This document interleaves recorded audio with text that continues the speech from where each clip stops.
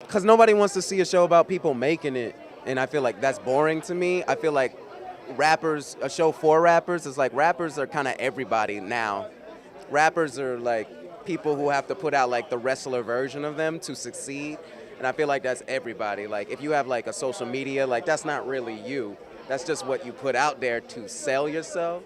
So I was like, yeah, I want to make something for people who understand like I am that, but I'm also this, and people only expect that. So how am I supposed to live? That's it. How, why things are the way they are. Like I think, there's a reason things aren't like Sesame Street out here. There's.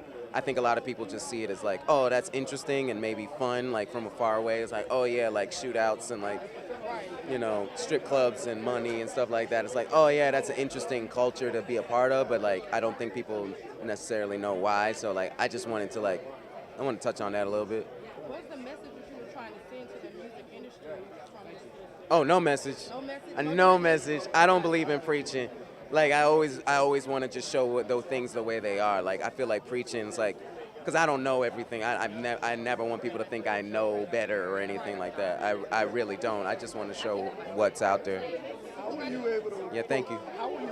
Nice to meet you. Steve. You ready? I have to say, man, this is Swank. He writes on the show also. Yeah, he's gonna be here. Nobody cares about watching me. but it's, Okay. So He's gonna be here to chaperone. I'm shadowing. He's shadowing me to learn how to interview. Okay. Okay, ready? Okay, 3, ready? Yeah, let's do it. Hi, I'm standing here with Stephen Glover, writer and brother of Donald Glover. How are you? I'm good, living life. I'm in Atlanta, my hometown. Now, years ago, your brother wrote you a letter saying he had a dream you guys would do this show. So did you imagine it being this big and popular this soon? No, I definitely didn't. I didn't think that dream was gonna come true, first of all. And I also didn't think that the show would be this big afterward. I thought, people might find it weird, but I guess everybody's kind of weird. We're just trying to get canceled. I mean, I hate to chime in, but that was our goal initially, was to get canceled. Just to be just super, just crazy and weird, and then everybody's like, we don't know what this is. And then like 10 years later, So speaking of weird, you guys gotta explain the Black Justin Bieber episode. What was that about? No, it was just kind of opening up our world to what we were able to do, kind of letting people into how crazy we can be, and just some of the ideas. We have a lot of ideas that might feel weird or crazy, but that one was just one that was really funny to us and, worked. So I think it was just helping to like open people's minds to what's possible with our show. Then also we just feel like Justin Bieber eats a lot of just the black experience essentially, but he doesn't get the negative parts. So we just wanted it to, just see it kind of as like if he actually was black instead of him jumping back and forth. Okay, so last question. Super Bowl 53 is coming to Atlanta next year. Who do you guys want to see hit that stage for halftime? Future. Super Future. Yeah, no, he's right. Yeah. Young Thug and Yeah, Future yeah, together. Super Slime. Super slimy Yeah, exactly. mixtape from start to finish. Just do the whole thing. Thank you guys. Hi, I'm standing here with Mr. Bryan Henry, Paperboy. How are you doing? I'm ready to party. I'm just ready to do it. Ready for the season 2 to present it to you guys. Hope y'all are excited too. Like, we're ready.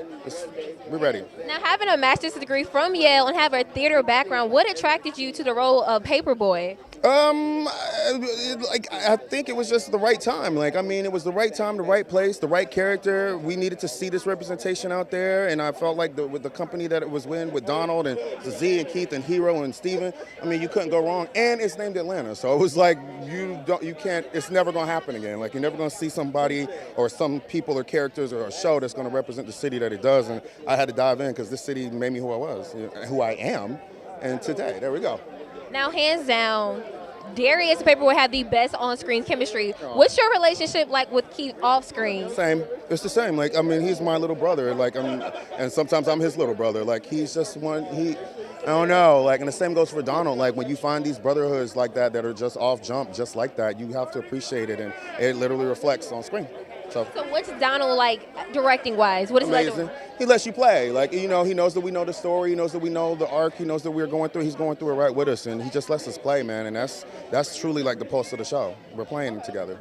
Thank you. No problem. Thank you. Nice All right, meeting get in you. there. Hi, so I'm standing here with Miss Stephanie Robinson, writer and producer for the show Atlanta. Now, Stephanie, which one of the characters are you most invested in? Most invested in? Who? Always Paperboy, I think. Yeah, he's my favorite character. but don't tell anybody else that. How will we see Paperboy evolve this season? I think you're gonna see definitely more specificity in his journey in the rap game. I think for sure he's got more of an arc and more ambition. I think. Now, which rapper does Paperboy mostly remind you of in Atlanta today? I think at first, when we were first sort of conceptualizing him, I would have to say Gucci Mane. Really? Yeah. Mm-hmm. Yeah. Thank you. Yeah, of course. So nice to meet you. You good? Hi, I'm standing here with producer Sony Digital. How are you, sir? I'm good. How you doing? Good. So Super Bowl 53 is coming to Atlanta next year. Who would you like to see hit that stage for halftime show? Dang, that's a good question. I guess I want to see Kendrick Lamar do it again, but the right way though. The right way though. You know what I'm saying? Like What's the right way? not outside. Not outside. So Who are some of your favorite Atlanta artists to work with? really all the Atlanta artists though. You know, like all of them. We all came up together. We all we all know each other. We like friends. So I like working with everybody though. It's like no particular favorite though. But at the end of the day, I like working with myself too. By myself. Okay, thank you.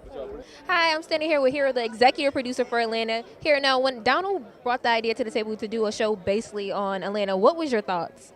I just knew that he had a really specific experience here and had a really specific perspective on the city and his experience growing up here. So I just wanted to be, I wanted to help, in any way I can and kind of try to get the most, direct and nuanced version of his show out there. Working on the show, what did you learn about Atlanta? Everything.